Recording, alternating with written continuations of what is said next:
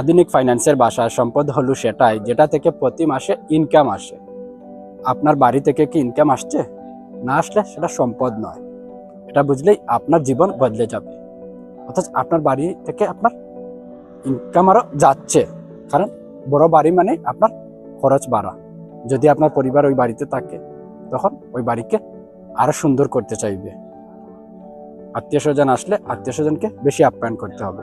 সবাই মনে করবে, পাড়া প্রতি সবাই, আত্মীয় স্বজন সবাই মনে করবে বড় বাড়ি মানে ওরা বড় লোক, ওরা ধনী। সেজন্য এটা দায় হবে। এবার একটা কঠিন প্রশ্ন। আপনি এখন ইউরোপ অথবা মিডল ইস্টের যে কোনো দেশে আছেন, প্রতি মাসে কামাচ্ছেন, পরিবারকে টাকা পাঠাচ্ছেন, কিন্তু যদি কাল আপনার কাজ চলে যায়, যদি হঠাৎ অসুস্থ হয়ে পড়েন, যদি ভিসায় কোনো সমস্যা হয়, দেশে চলে যান, তখন কি হবে?